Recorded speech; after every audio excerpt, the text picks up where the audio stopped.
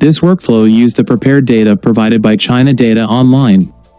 It contains the newly released census data of China at the county level, consisting of 2,855 records with 162 variables and geospatial information. The data has a unique coding system for the variable names.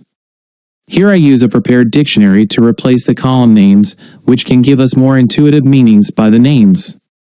The dictionary contains detailed information about the variable names.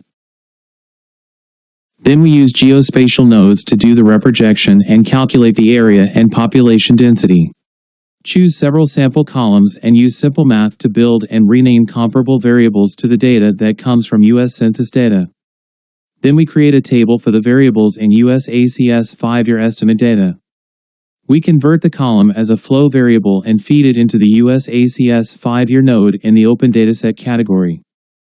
For geographic information, we use a low-resolution official map from the Census Data website. Copy the file address and paste it into the input box of GeoFile Reader. It will get the data for us. Then use joiner, math formula, and other nodes to build comparable variables to China Census data. To better utilize the power of KNIME components, we combine histogram, box plot, and geospatial view together, which enables us to dynamically investigate results as a dashboard. We can add more dashboard widgets as needed. Here is the result for the PEX ratio. We can observe the box plot histograms and map at the same time. Then we go to the variable of population density. Click refresh to get the result. From the result, we easily find the uneven spatial pattern of the population distribution of the two countries. We can explore the education ratio variable.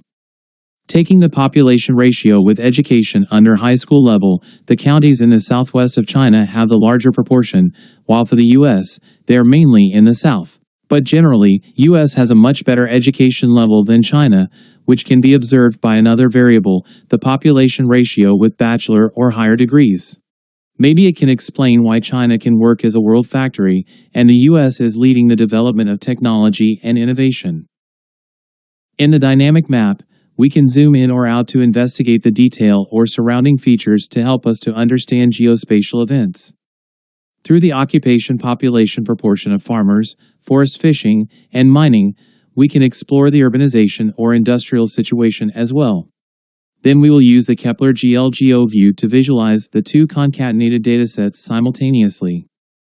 In the Kepler GLGO view, you can change the variable name, face color, and edge color easily. We can also view the data as a 3D map. Taking population density as an example, there is an obvious skyscraper near New York City.